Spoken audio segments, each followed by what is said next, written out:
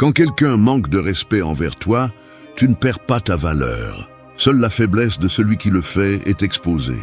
Tu n'as pas besoin de te rabaisser ni de crier pour prouver ta valeur. Ta plus grande force réside dans le fait de ne pas leur céder le contrôle de ta réaction. Chaque fois que tu réponds avec colère, tu leur donnes le pouvoir qui devrait être uniquement le tien. Le stoïcisme enseigne que le véritable respect ne se réclame pas.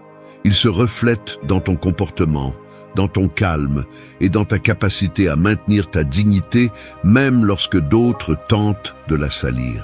Le monde est plein de personnes qui cherchent à provoquer, qui se sentent grandes en humiliant les autres ou en se moquant de ce qu'elles ne comprennent pas.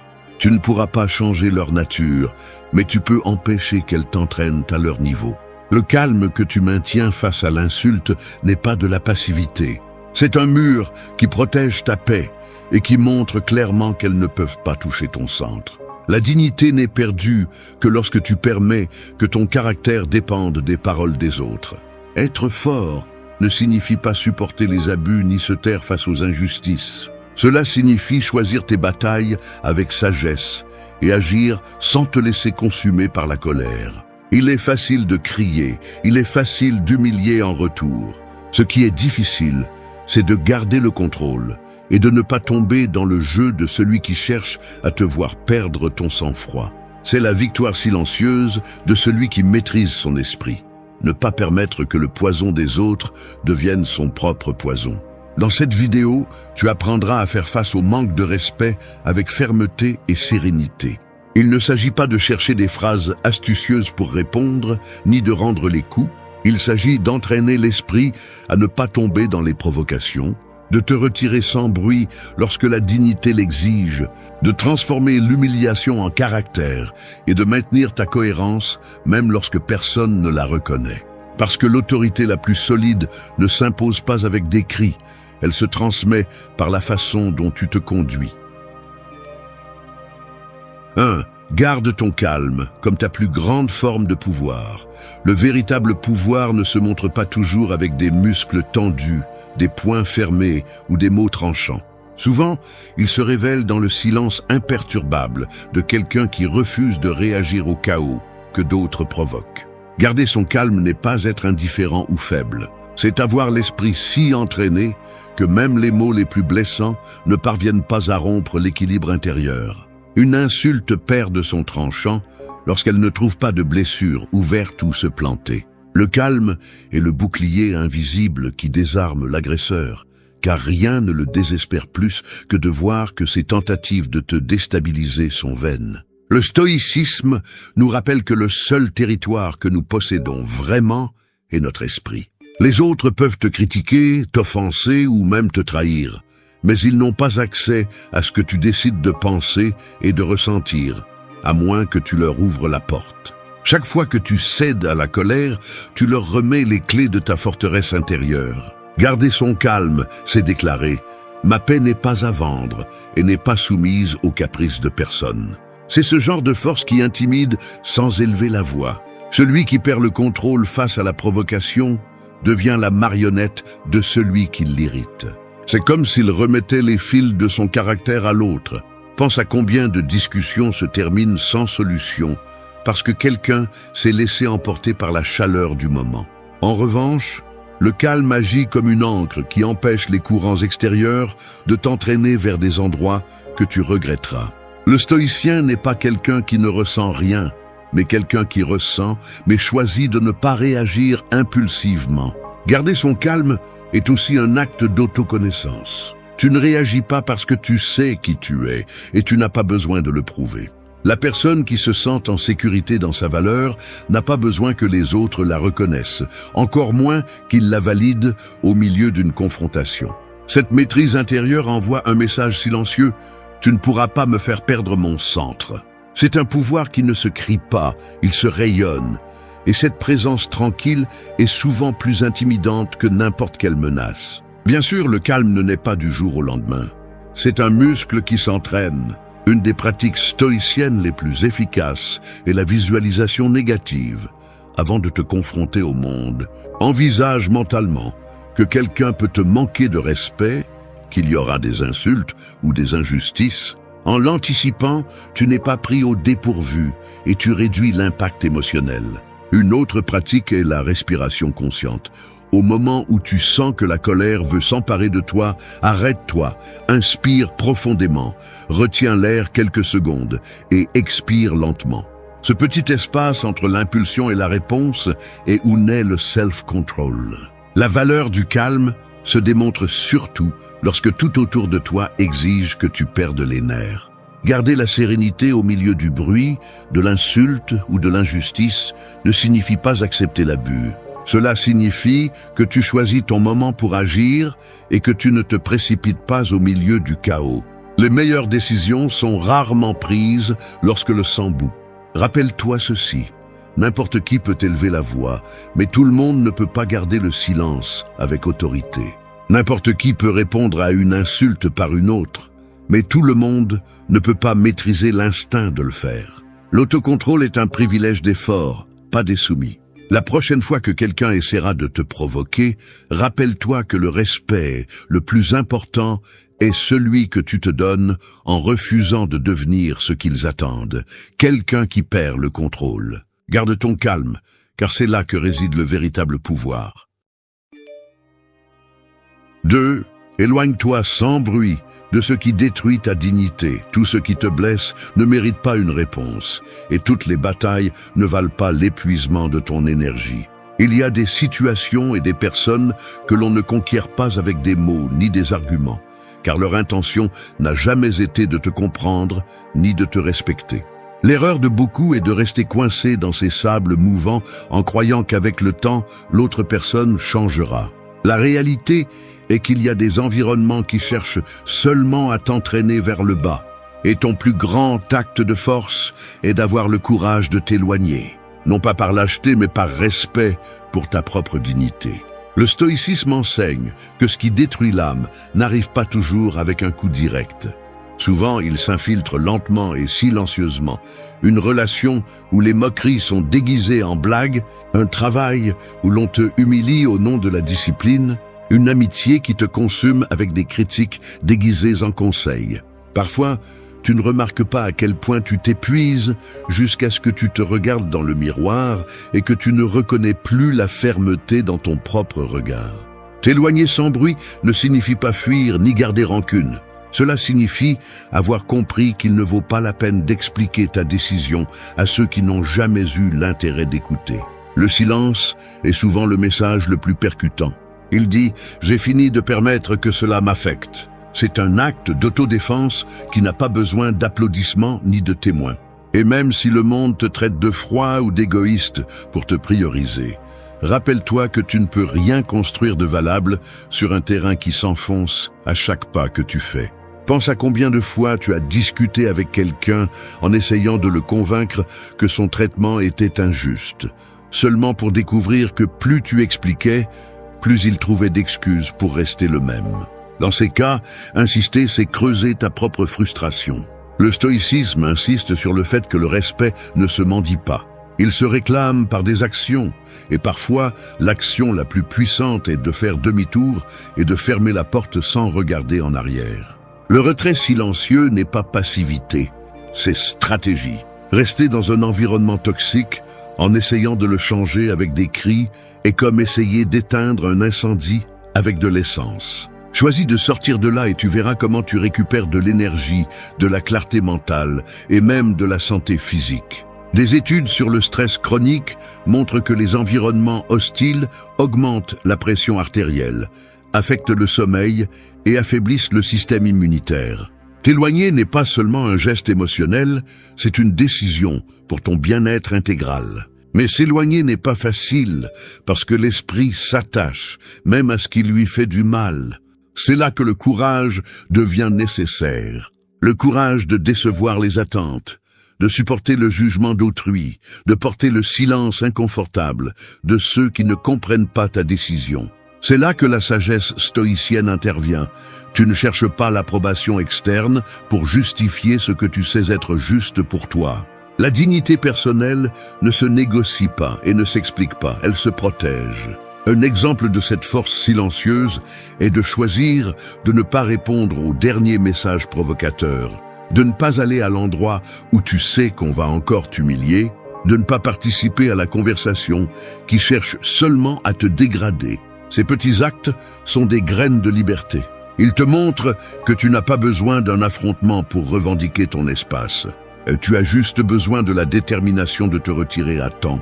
Éloigne-toi sans bruit, non pas comme quelqu'un qui fuit, mais comme quelqu'un qui sait que sa valeur ne se discute pas et ne se mendie pas. Parfois, le pas le plus courageux que tu peux faire n'est ni en avant ni en arrière, mais à l'extérieur. Sortir de la tempête que d'autres provoquent et préserver le calme qu'ils ne pourront jamais avoir. C'est le genre de respect qui vient de l'intérieur et ne dépend pas des autres. 3. Utilise l'humiliation comme le feu qui forge ton caractère. L'humiliation a la capacité de briser celui qui ne sait pas quoi en faire, mais elle peut aussi forger celui qui apprend à résister à sa chaleur. Il ne s'agit pas de justifier les mauvais traitements, ni de glorifier la souffrance. Il s'agit de comprendre que chaque coup porté à l'ego est une opportunité pour renforcer quelque chose de plus profond que la fierté. Le caractère. Le stoïcisme enseigne que ce qui compte n'est pas ce qu'on te fait, mais ce que tu décides de construire avec. Un coup peut te plonger dans le ressentiment, ou peut te durcir comme l'acier qui se forge dans le feu. Chaque insulte, chaque moquerie, chaque regard qui tente de te rabaisser est comme le coup de marteau qui donne forme à l'épée. La différence réside dans ta réponse. Si tu choisis de rester dans la douleur, la blessure s'infecte. Si tu choisis d'utiliser la douleur comme discipline, la blessure se referme et te laisse une cicatrice qui raconte ton histoire. Le véritable pouvoir de quelqu'un ne réside pas dans le fait de ne jamais avoir été humilié, mais dans le fait d'avoir traversé l'humiliation sans perdre le respect de soi.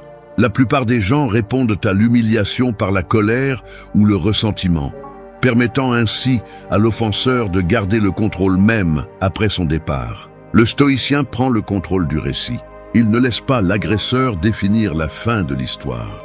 Chaque fois que tu supportes le mépris, sans le transformer en poison pour toi, tu démontres que ta dignité ne dépend pas de l'opinion des autres. C'est le genre de force qui ne se voit pas de l'extérieur, mais qui soutient tout le reste. Une des pratiques les plus puissantes est la réflexion immédiate. Demande-toi, qu'est-ce qui est vraiment vrai dans ce qu'on m'a dit et qu'est-ce qui n'est que le reflet de leur propre amertume? Souvent, l'humiliation en dit plus sur l'autre que sur toi. Le stoïcisme conseille d'examiner les paroles, de séparer ce qui mérite attention de ce qui n'est que bruit. Si quelque chose de ce qu'on te dit est vrai, utilise-le pour te corriger. Si c'est faux, laisse-le se perdre dans l'air. De cette manière, ni la critique juste ni l'injuste ne te vainquent. Le processus de transformation de l'humiliation en caractère nécessite une discipline émotionnelle. La première réaction est souvent de vouloir se venger ou de prouver que l'autre avait tort. Mais souviens-toi, toute tentative de prouver ta valeur à celui qui cherche à te rabaisser est un piège. L'humiliation ne se combat pas sur le terrain de l'agresseur, mais sur le terrain de ta propre croissance. Demande-toi comment ce moment peut t'enseigner la résistance, la patience, la clarté sur ceux qui méritent ton énergie et ceux qui ne le méritent pas. Imagine quelqu'un qui a été méprisé toute sa vie à cause de ses origines modestes. Il a deux choix. Laisser les mots le définir comme inférieur ou les utiliser comme carburant pour prouver, non pas avec des mots, mais avec des résultats, qui il est vraiment. Les stoïciens ne répondaient pas aux moqueries par des lamentations, mais par des actes. Leur caractère devenait leur réponse silencieuse et souvent beaucoup plus dévastatrice pour ceux qui tentaient de les dégrader. Il est important de comprendre que forger le caractère ne signifie pas durcir le cœur jusqu'à devenir insensible. Cela signifie apprendre à résister à la douleur sans devenir amer, apprendre à traiter les blessures sans porter de rancune. Le feu qui forge peut aussi détruire, et c'est pourquoi il faut de l'autocontrôle, pour ne pas laisser l'humiliation te brûler de l'intérieur, mais pour qu'elle te façonne. L'humiliation ne définit pas ta valeur, elle définit ta capacité de réponse. Si tu choisis de transformer chaque coup en un pas vers ta force intérieure, tu deviens indomptable, non pas parce que personne ne t'attaquera à nouveau, mais parce qu'aucune attaque ne réussit à te briser. 4. Contrôle ta langue pour ne pas tomber dans les provocations. Les mots ont le pouvoir de construire des empires ou de les détruire, et il n'y a pas d'arme plus tranchante qu'une langue déchaînée au milieu de la colère. Quand quelqu'un cherche à te manquer de respect, il le fait dans l'espoir de t'entraîner sur son terrain, que tu répondes avec la même agressivité, que tu perdes ton calme, que tu dises quelque chose qu'il utilisera ensuite contre toi. Tomber dans ce piège, c'est leur céder le pouvoir. Garder le contrôle de ce que tu dis, c'est garder le contrôle de la situation. Le stoïcisme enseigne que le silence est parfois plus éloquent que n'importe quelle réplique ingénieuse. Quand tu te tais face à une provocation, cela ne signifie pas que tu acceptes l'offense, ni que tu es faible. Cela signifie que tu rejettes l'invitation à un combat inutile. Chaque réponse impulsive est un cadeau que tu fais au provocateur. Tu lui confirmes qu'il a de l'influence sur toi. Pense aux disputes qui s'enveniment jusqu'à devenir absurdes. La plupart des conflits ne naissent pas de grandes injustices, mais de mots mal dits dans des moments de colère. Un commentaire sarcastique répond à un autre. Le ton monte, les cœurs battent plus vite. Et bientôt, la conversation cesse de traiter du problème initial pour devenir une compétition de qui blesse le plus l'autre. Contrôler sa langue, c'est interrompre ce cycle avant qu'il ne te consume. Le contrôle verbal implique aussi de choisir le bon moment pour parler. Il ne s'agit pas de toujours se taire, mais de parler seulement quand tes mots peuvent apporter quelque chose, pas quand ils ne sont qu'un écho de ta colère. Un conseil pratique est d'apprendre à faire une pause avant de répondre. Respire, compte jusqu'à 3, évalue si ce que tu vas dire améliore le silence. Souvent, le simple fait d'attendre quelques secondes évite que tu lances des mots que tu regretterais plus tard. Marc Aurèle avertissait que le véritable dommage n'est pas l'offense que tu reçois, mais la réponse que tu donnes sans réfléchir. Chaque insulte peut être comme une étincelle. Si tu ne réagis pas, elle s'éteint dans l'air. Mais si tu réponds avec plus de feu, tu crées un incendie qui peut détruire des relations, des réputations et surtout ta propre paix intérieure. La langue déchaînée est le pont qui relie l'insulte d'autrui à ton désastre intérieur. Un autre aspect crucial est de comprendre que le respect ne se gagne pas avec des menaces ni des cris. Beaucoup pensent que monter le ton est une preuve d'autorité, alors qu'en réalité, c'est un signe qu'ils ont perdu le contrôle d'eux-mêmes. Le ton bas, les mots fermes et mesurés ont souvent plus de poids que les cris qui cherchent à s'imposer. Le stoïcien impose le respect non par le volume, mais par la cohérence entre ce qu'il dit et comment il le dit. Mais chaque fois que l'ego dicte ce qui sort de ta bouche, tu perds la liberté d'agir avec sagesse. Le contrôle de soi verbal te permet d'agir à partir de la raison, pas de la blessure. Dans la vie quotidienne, cela se traduit par de petites décisions. Ne pas répondre au message provocateur dès que tu le reçois, ne pas répliquer à la moquerie du collègue de travail devant tout le monde. Ne pas réagir avec sarcasme quand tu sais que cela ne fera qu'aggraver la tension. Chaque fois que tu choisis le silence ou une réponse calme, tu remportes une bataille interne contre l'impulsion. Souviens-toi de ceci. Celui qui maîtrise sa langue maîtrise son destin. Les mots que tu ne dis pas quand tu es en colère sont ceux que tu remercieras plus tard d'avoir gardés. Il n'y a pas de plus grande preuve de force que de répondre avec sérénité quand tout incite à exploser. Dans le silence mesuré et la parole précise réside la véritable autorité. 5. Fais en sorte que ta présence parle plus fort que tes mots. Il y a une force qui n'a pas besoin de cris ni de menaces. La présence. La façon dont tu entres dans un lieu, la manière dont tu te tiens debout, le calme dans ton regard, tout communique bien avant que tu n'ouvres la bouche.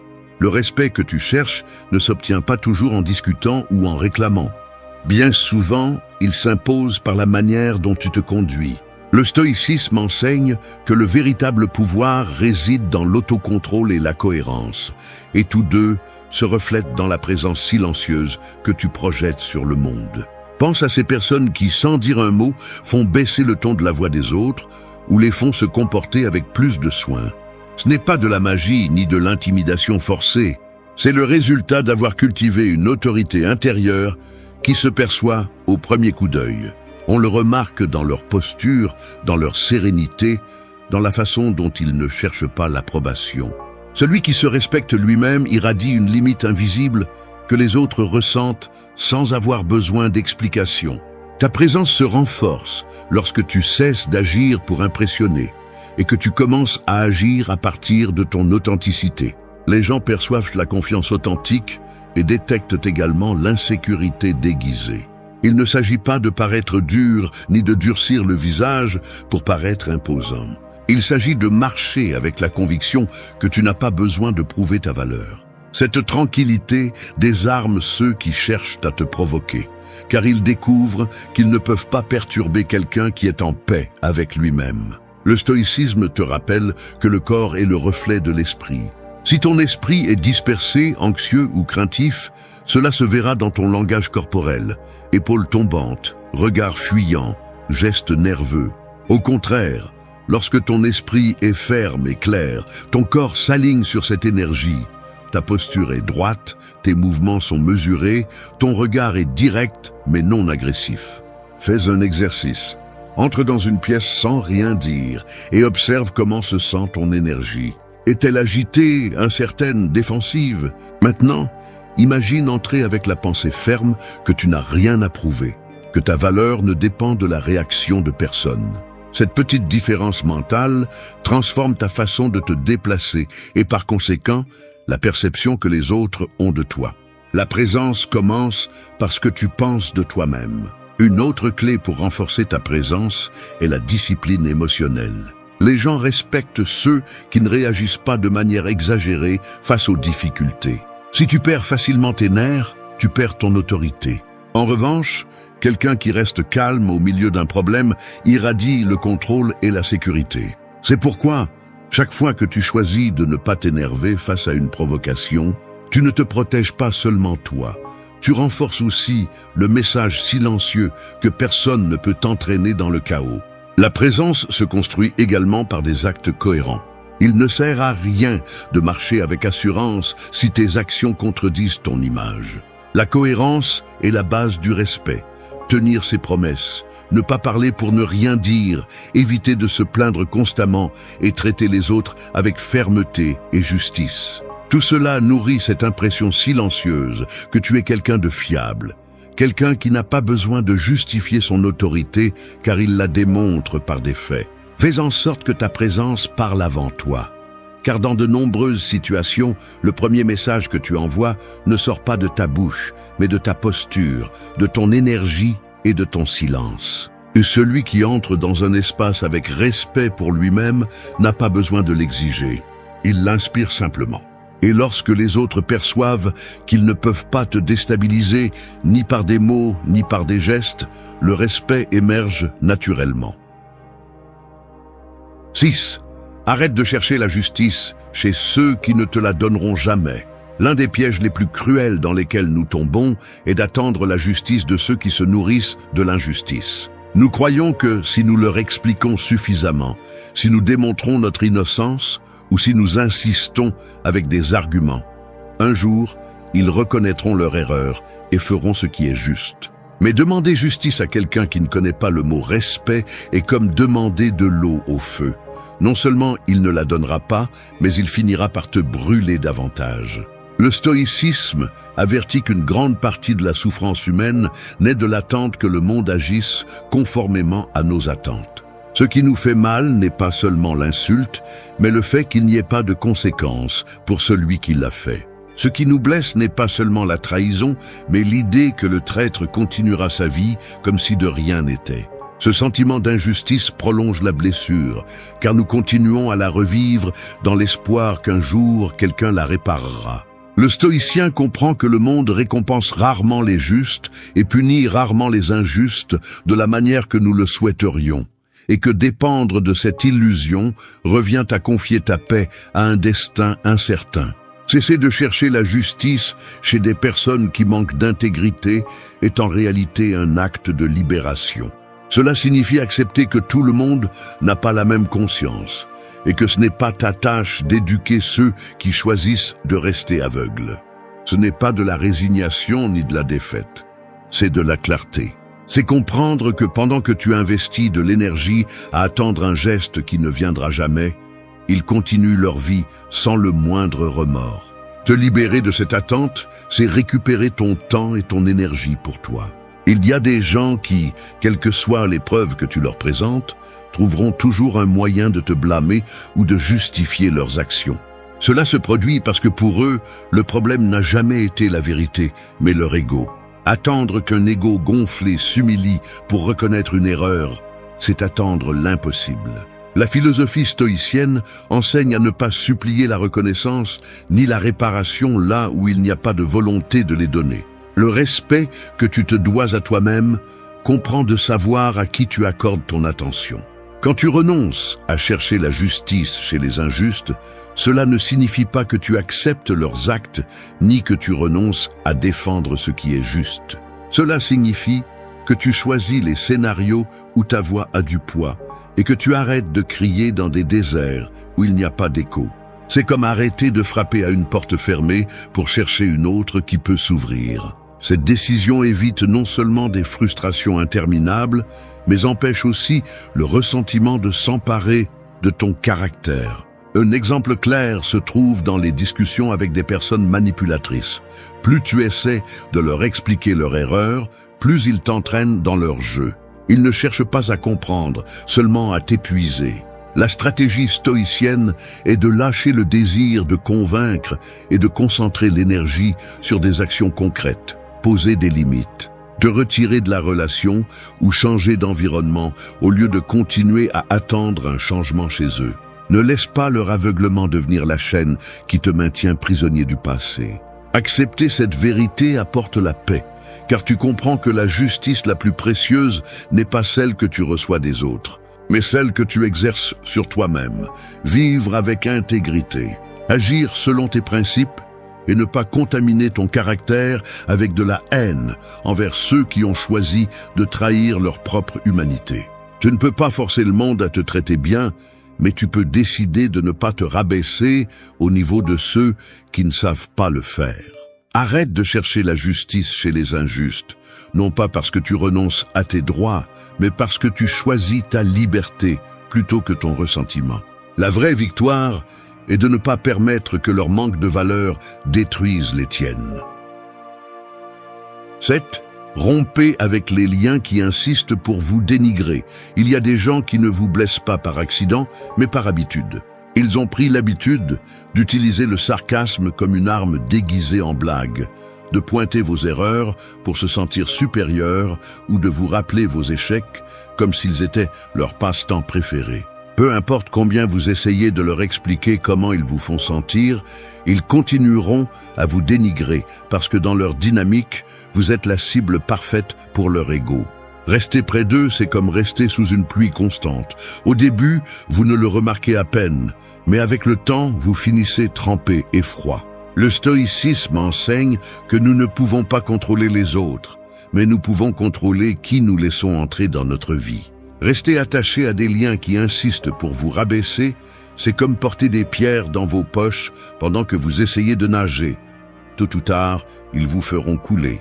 Couper ces liens n'est pas un acte de cruauté, mais de survie émotionnelle. Personne ne devrait rester dans un endroit où sa dignité est sacrifiée pour maintenir une paix apparente. Rompre des liens nuisibles exige du courage, car il s'agit souvent de personnes proches, des membres de la famille, des amis de longue date, des collègues de travail.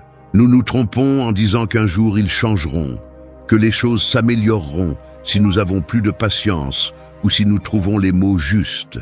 Mais la vérité est que si quelqu'un se sent à l'aise en vous dénigrant, il est peu probable qu'il se réveille de lui-même. L'acte de nous éloigner n'est pas seulement pour nous protéger. C'est aussi un message clair pour nous-mêmes. Je ne permettrai pas que ma valeur dépende de l'opinion de celui qui ne sait pas la voir. La première étape pour rompre avec ces liens est de reconnaître le schéma. Demandez-vous, est-ce que je me sens plus petit après chaque conversation avec cette personne? Est-ce que je sens que je dois constamment justifier ma valeur? Si les réponses sont oui, ce n'est pas un lien, c'est une chaîne. Et une chaîne ne se négocie pas, elle se brise. Le stoïcisme rappelle que nous ne sommes pas obligés de rester dans des relations qui minent notre esprit. En fait, le faire est se trahir nous-mêmes. La rupture n'a pas toujours besoin d'être dramatique. Parfois, il suffit d'établir des limites claires, moins de contact, moins d'explications, moins de disponibilité émotionnelle. D'autres fois, il est nécessaire de couper complètement, sans discours ni confrontation longue, parce qu'il ne s'agit pas de les convaincre, mais de vous libérer. Il est possible qu'ils vous accusent d'exagération ou d'égoïsme, mais ces mots sont souvent le dernier recours de celui qui perd le contrôle qu'il avait sur vous. S'éloigner de ceux qui insistent pour vous dénigrer, c'est récupérer l'espace qu'ils occupaient dans votre esprit, un espace que vous pouvez maintenant remplir de respect de soi, de personnes qui vous inspirent et de paix. Le respect que les autres ne vous donnent pas commence à fleurir en vous lorsque vous arrêtez de donner votre temps et votre énergie à ceux qui ne l'ont jamais apprécié. N'ayez pas peur de lâcher les mains qui vous tirent vers le bas. Tous les liens ne méritent pas d'être sauvés, surtout ceux qui se nourrissent de vous faire sentir inférieur. Rompre avec eux n'est pas perdre, c'est récupérer ce que vous n'auriez jamais dû céder, votre dignité. 8. Agis fermement au lieu d'exiger du respect. Le respect véritable ne s'obtient pas en le suppliant ni en l'imposant avec des menaces. Il se gagne par la façon dont tu vis et par la clarté de tes limites. Beaucoup de personnes tombent dans le piège d'exiger le respect de ceux qui n'ont jamais eu l'intention de le leur donner, s'épuisant dans des discussions inutiles. La paradoxe est que plus tu l'exiges avec des mots, moins tu le reçois. Le respect s'inspire, il ne se force pas. Le stoïcisme enseigne que notre plus grande influence n'est pas dans ce que nous disons, mais dans ce que nous faisons. Si tu veux du respect, arrête de perdre du temps en sermons et commence à agir de manière à ce que personne ne doute de ta fermeté. Tes actions, ta cohérence et ton caractère envoient un message que les mots réussissent rarement à transmettre. Un geste sûr, une décision prise à temps, une limite qui reste ferme même sous la pression, tout cela a plus d'impact que n'importe quel discours enflammé. Pense à quelqu'un qui avertit toujours. Ne me parle pas comme ça ou j'exige que tu me respectes, mais qui ne prend jamais d'action lorsque ses limites sont franchies. Ces paroles perdent du poids parce qu'elles ne sont pas soutenues par des actes. En revanche, celui qui se retire d'une situation humiliante sans élever la voix, celui qui met fin à une relation toxique sans drame, celui qui dit non et le maintient même si cela fait mal, démontre par ses actes que son respect de soi n'est pas à vendre. Cette fermeté silencieuse a un pouvoir que les plaintes n'auront jamais. Agir avec fermeté ne signifie pas être inflexible ou agressif. Cela signifie que tes décisions ne dépendent pas de l'humeur du moment ni de l'approbation des autres. La fermeté naît de te connaître, de savoir ce que tu n'es pas prêt à tolérer et d'agir en conséquence sans hésitation. Cela implique également d'être juste. Tu n'exiges pas le respect si tu n'es pas prêt à l'offrir, car le respect imposé perd sa valeur lorsqu'il n'est pas mutuel. Le stoïcisme nous rappelle que des limites claires protègent plus que toute confrontation. Souvent, le simple fait de les établir et de les respecter suffit pour que les autres comprennent qu'ils ne peuvent pas abuser de ta patience. La fermeté n'est pas théâtrale, elle ne cherche pas à impressionner. Elle cherche à marquer un territoire émotionnel afin que tout le monde n'ait pas accès à ta paix intérieure. Une pratique stoïcienne pour renforcer cette fermeté est le détachement de l'approbation. Lorsque tu cesses d'agir pour plaire aux autres, il te devient plus facile de maintenir un non lorsque c'est nécessaire. Une autre pratique est la réflexion quotidienne. Demande-toi chaque soir si tes actions de la journée ont défendu ta dignité ou si tu as cédé à la pression. Cette auto-évaluation constante te permet d'ajuster ton comportement jusqu'à ce que ta vie elle-même inspire le respect. Le véritable pouvoir d'agir avec fermeté réside dans le fait que tu n'as pas besoin de te justifier. Celui qui vit selon ses principes ne cherche pas d'explications interminables pour être compris. Il sait que le respect se perçoit dans ses actes. C'est pourquoi les leaders les plus admirés ne sont pas ceux qui parlent le plus, mais ceux qui maintiennent le cap lorsque les autres hésitent. ceux qui soutiennent leurs décisions même lorsqu'ils font face à des critiques. Arrête d'exiger du respect avec des mots qui s'épuisent dans l'air et commence à le construire avec des actions qui laissent une trace. La fermeté n'a pas besoin de spectateurs ni d'applaudissements, car sa force provient de la cohérence interne. Chaque fois que tu agis conformément à tes valeurs, tu renforces un message silencieux. Avec moi, on ne joue pas.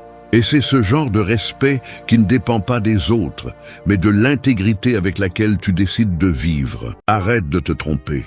Tu ne perds pas le contrôle parce que la colère est plus forte que toi, mais parce que tu la nourris sans t'en rendre compte. Tu la tolères, tu la justifies et tu l'utilises même comme excuse pour blesser les autres. La colère n'arrive pas d'un coup.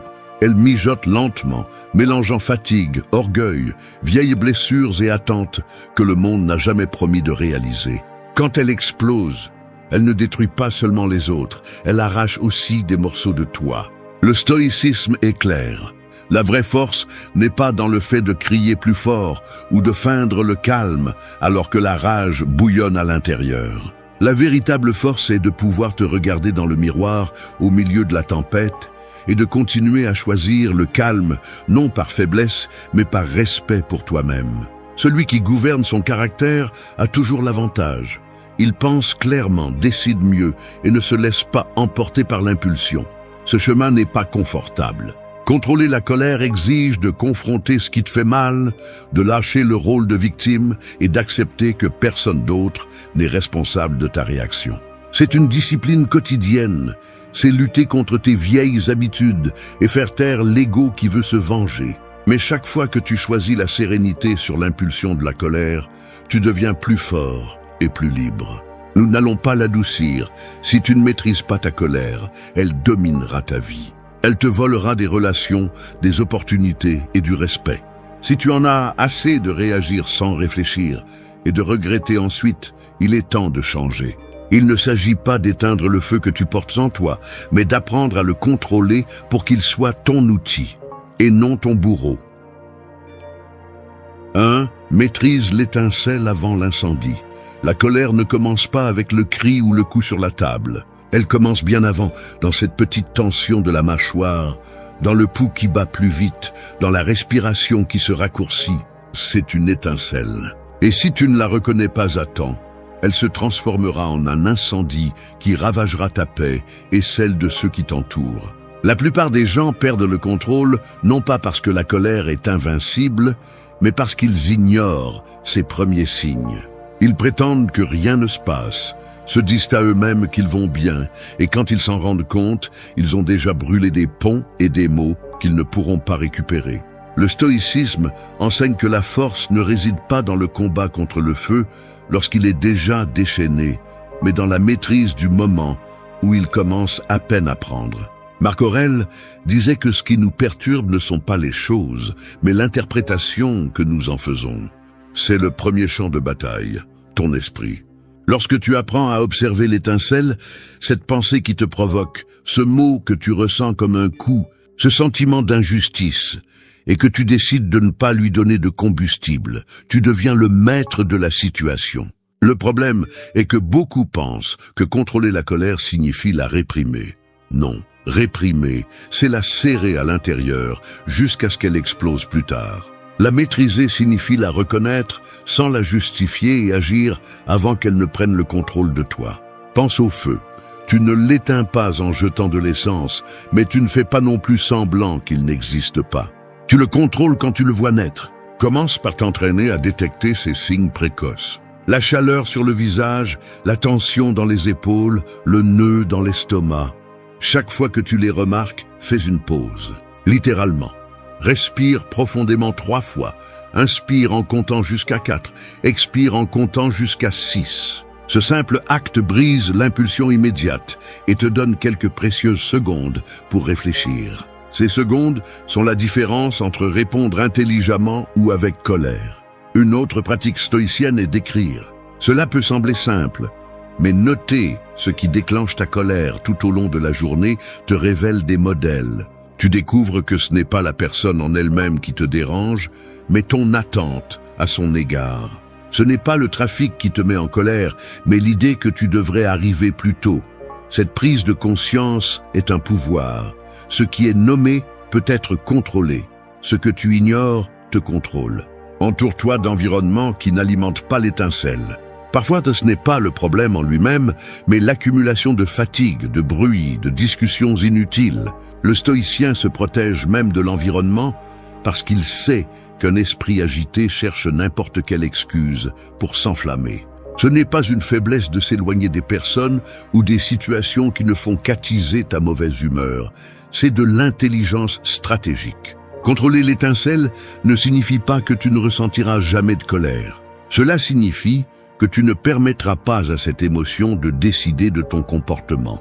Chaque fois que tu agis avec calme, tu renforces ton caractère. Chaque fois que tu cèdes à l'impulsion, tu donnes le contrôle à quelque chose qui ne mérite pas de te gouverner. Le respect que tu gagnes ne vient pas de l'apparence de dureté, mais du fait que même dans les moments tendus, tu sais rester centré. Cela intimide le conflit et attire la confiance des autres. Au final, celui qui maîtrise l'étincelle démontre que sa force ne réside pas dans le rugissement, mais dans la sérénité qui impose l'ordre avant que le chaos n'apparaisse.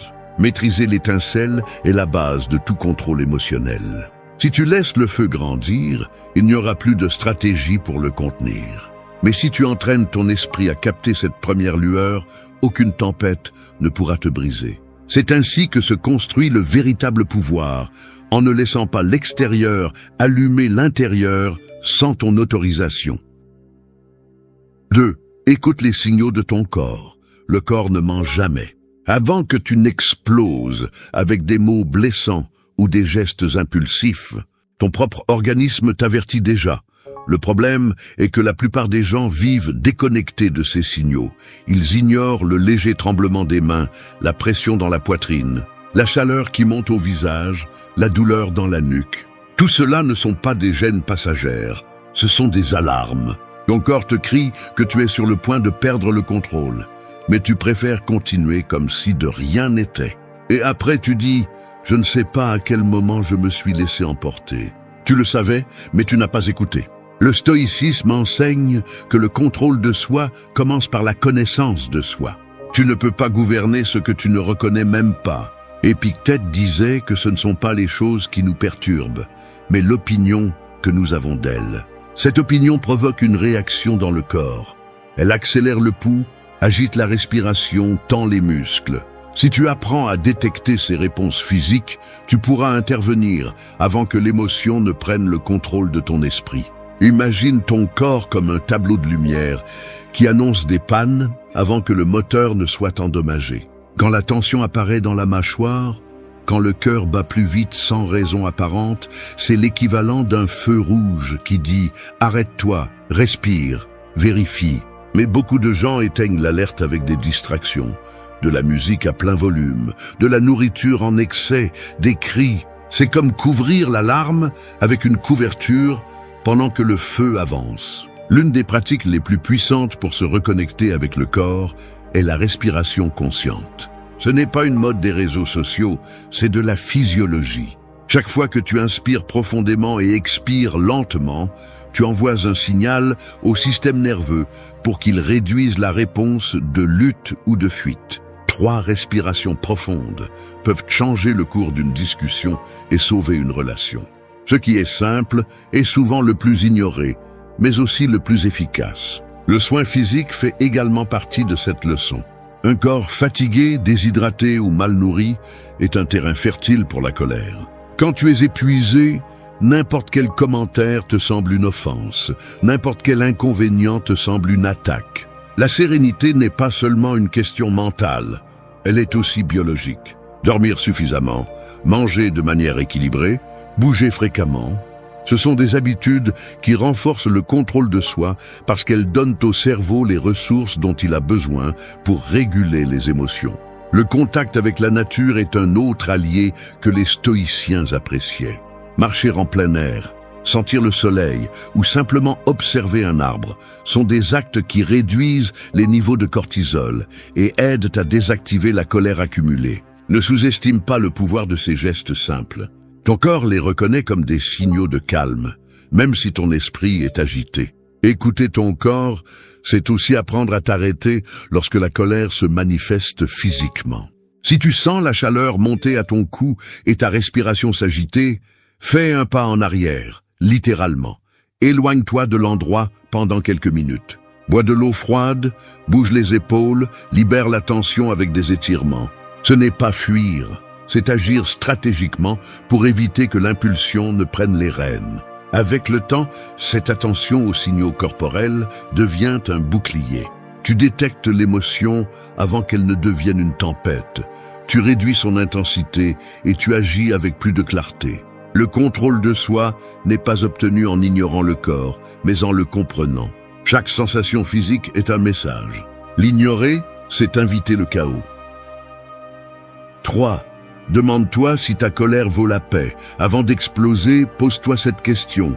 Est-ce que ça vaut la peine de sacrifier ta paix intérieure pour ce qui se passe en ce moment? La plupart des gens ne se posent pas cette question. Ils se lancent, tête baissée dans la colère, comme si c'était inévitable.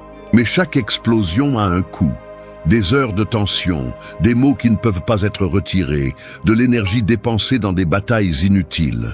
Le plus absurde, c'est que nous nous battons presque toujours pour des choses qui, un jour plus tard, n'ont plus d'importance. Le stoïcisme nous rappelle que la colère provient plus de notre perception que de l'événement lui-même. Épictète insistait sur le fait que ce ne sont pas les événements qui nous blessent, mais le jugement que nous portons sur eux. Te demander si ta colère vaut ta paix, c'est comme mettre un filtre entre l'impulsion et l'action. Est-ce que ce qui me dérange justifie de perdre la sérénité que j'ai eu tant de mal à construire? Quand tu entraînes ton esprit à remettre en question la colère, tu te rends compte que bien souvent, il s'agit de fierté blessée, d'attente non satisfaite ou de l'illusion que tout doit se passer comme tu l'as prévu. Demande-toi, ai-je vraiment besoin de prouver que j'ai raison? Est-ce que réagir avec colère me rend plus fort ou est-ce que ça me laisse juste épuisé et plein de regrets? La colère peut sembler justifiée, mais elle ne compense que rarement les dégâts qu'elle cause. Fais de cette question une habitude silencieuse. Chaque fois que tu ressens l'envie de répondre durement, répète dans ton esprit « Est-ce que cela vaut ma paix ?» Cette pause de seulement 2 secondes change tout. Parce que pendant ces secondes, tu te souviens que tu ne peux pas contrôler le monde, mais que tu peux décider de ne pas perdre ton calme pour quelque chose qui ne mérite pas tant de pouvoir sur toi. Un exemple quotidien, quelqu'un te coupe la route dans le trafic. Ta première réaction est d'insulter, de klaxonner, d'accélérer pour te venger. Mais si tu te demandes si cette réaction vaut ta paix, la réponse est évidente, non. Tu perds plus d'énergie dans le combat que dans le fait de le laisser partir. Il en va de même pour les disputes familiales, pour un commentaire sarcastique d'un collègue de travail, pour l'impatience dans une file d'attente. Nous dépensons notre sérénité pour des petites choses qui ne changeront rien. Le self-control stoïcien ne signifie pas tout supporter en silence ni se résigner à l'injustice. Il signifie choisir les batailles qui comptent vraiment et répondre à partir des valeurs, pas de l'impulsion. La plupart des conflits se résolvent d'eux-mêmes lorsque tu décides de ne pas alimenter le feu avec ta réaction.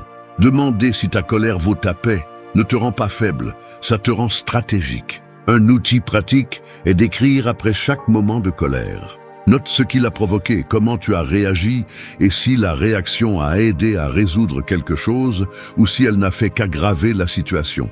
L'écriture transforme les émotions en mots et les mots en clarté. Avec le temps, tu remarqueras que beaucoup de tes explosions étaient inutiles et cette prise de conscience réduira les futurs accès de colère. Une autre technique est de se rappeler que tout est éphémère. Les émotions intenses semblent éternelles, mais elles ne le sont pas. Si tu attends quelques minutes avant d'agir, cette vague de colère diminue. Te demander si cela vaut ta paix t'aide à mettre les choses en perspective. Ce qui semble énorme maintenant sera insignifiant demain. C'est un bouclier invisible qui s'interpose entre le stimulus et la réaction. Un rappel que ta tranquillité n'est pas une monnaie d'échange pour chaque provocation externe. Si tu en fais une habitude, tu découvriras que beaucoup des batailles que tu menais étaient imaginaires et que la vraie victoire est de ne laisser rien ni personne acheter ta sérénité avec de la colère. 4. Agis avec des valeurs, pas avec de l'orgueil. L'orgueil est un feu qui consume de l'intérieur. Il te fait réagir rapidement, crier plus fort, chercher le dernier mot, non pas pour résoudre le problème, mais pour prouver que tu as gagné. Mais au fond, tu n'as rien gagné. Tu as perdu ton calme, tu as perdu le respect, tu as perdu de l'énergie. L'orgueil est le combustible préféré de la colère. Une étincelle suffit pour qu'ils enflamment tous les deux ton caractère. Le stoïcisme enseigne que la vertu est le seul guide fiable pour agir. Marc Aurèle disait que si ce que tu fais ne contribue pas à la justice, à la tempérance, au courage ou à la sagesse, alors il vaut mieux ne pas le faire. Agir avec des valeurs signifie prendre des décisions qui reflètent ton caractère, même lorsque l'émotion crie le contraire. Cela signifie se taire quand tu veux attaquer, rester ferme sans humilier les autres, répondre avec dignité au lieu de vengeance. L'orgueil, en revanche, est un acteur impulsif. Il te convainc que si tu cèdes, tu perds. Il te fait croire que tu dois défendre ton honneur à tout prix, même si ce prix est ta paix. Il ne confond pas seulement l'esprit, il durcit le cœur, te ferme à l'écoute et te rend otage de la colère. Chaque fois que tu permets à l'orgueil de décider, tu renonces à ton autocontrôle. L'autocontrôle stoïcien n'est ni soumission ni faiblesse. C'est une force contenue. Agir avec des valeurs, c'est penser, est-ce que ce que je vais dire ou faire me rapproche de la personne que je veux être ou me rabaisse au niveau de mon impulsion? Cette question peut te sauver de conflits inutiles. L'orgueil veut que tu réagisses pour impressionner les autres. Les valeurs t'invitent à répondre pour te respecter toi-même. Un outil pratique est d'avoir clairement défini tes principes par écrit. Prends un moment pour définir quelles valeurs guident tes actions. Respect, intégrité, justice, sérénité.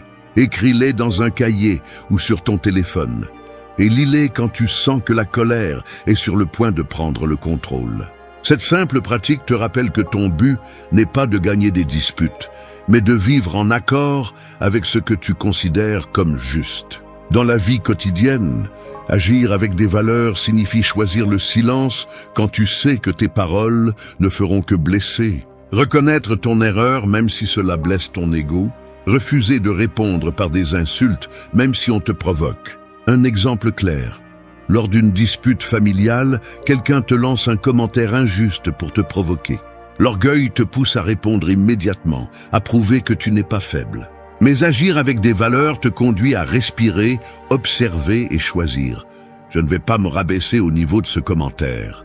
Peut-être réponds-tu calmement, peut-être décides-tu de garder le silence, mais dans les deux cas, tu protèges ta paix et ta dignité. Le stoïcien sait que son caractère vaut plus que sa réputation momentanée. Ce que les autres pensent aujourd'hui est oublié demain. Ce que tu fais sous pression reste gravé dans qui tu es. C'est pourquoi chaque acte d'autocontrôle est une brique dans la forteresse de ton caractère, tandis que chaque éclat d'orgueil est une fissure qui affaiblit les fondations. Rappelle-toi, l'orgueil cherche une reconnaissance immédiate. Les valeurs construisent un respect durable. Les gens font confiance à celui qui reste ferme sans exploser, pas à celui qui crie pour prouver un point.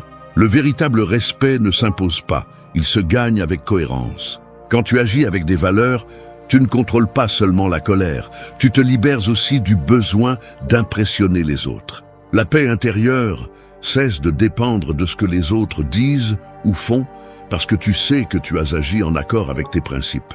C'est ça le véritable pouvoir, celui de ne pas te trahir toi-même, même si le monde te provoque. Laisse ton caractère être ton bouclier. 5. Entoure-toi de gens qui apportent la tranquillité. Dis-moi avec qui tu passes ton temps, et je te dirai combien de paix tu auras dans la vie. Peu importe combien tu travailles sur ton autocontrôle. Si tu vis entouré de personnes conflictuelles, absorbantes, qui crient, critiquent ou cherchent de la bagarre pour tout, tôt ou tard, leur chaos devient le tien. L'environnement émotionnel dans lequel tu habites façonne ton caractère plus que tu ne l'imagines. Un verre d'eau claire, s'il est laissé tomber dans la boue, finit par être contaminé. Tu n'es pas l'exception. Le stoïcisme a toujours défendu l'importance de la compagnie. Sénèque avertissait que l'amitié véritable devait renforcer l'âme, non pas l'agiter. Être entouré de personnes calmes ne signifie pas vivre dans un silence absolu, ni avec des gens parfaits. Cela signifie choisir ceux qui t'inspirent à maintenir la sérénité même lorsque la vie serre. Ce sont ceux qui ne nourrissent pas ta colère, ceux qui ne célèbrent pas ton envie de te venger, ceux qui ne t'attisent pas le feu avec des commentaires venimeux. Le problème est que beaucoup s'habituent à vivre dans des environnements chargés de drames. Ils s'entourent d'amis qui cherchent des bagarres sur les réseaux sociaux, de membres de la famille qui font de chaque réunion une compétition d'ego, de collègues de travail qui transforment les petits problèmes en tempêtes. Ils pensent que la colère qu'ils ressentent est seulement la leur, alors qu'en réalité, ils ont respiré la fumée des autres pendant des années. Entoure-toi de gens qui te donnent la tranquillité, non pas de ceux qui te provoquent à exploser. Regarde autour de toi, qui t'invite à réfléchir avant de réagir et qui t'incite à te battre sans raison. Ce choix fera la différence entre rester coincé dans un cycle de colère ou construire un environnement qui nourrit ton autocontrôle. Cela ne signifie pas fuir tous ceux qui ont des défauts. Cela signifie établir des limites claires. Tu peux aimer ta famille et pourtant mettre de la distance quand leurs paroles cherchent à te provoquer. Tu peux travailler avec des personnes difficiles, mais te protéger de leurs décharges émotionnelles en évitant de t'engager dans des discussions inutiles. Les limites sont un outil d'auto-soin. Ne les mets pas par haine, mais par respect pour ta paix mentale. Cherche activement des espaces où règne la tranquillité.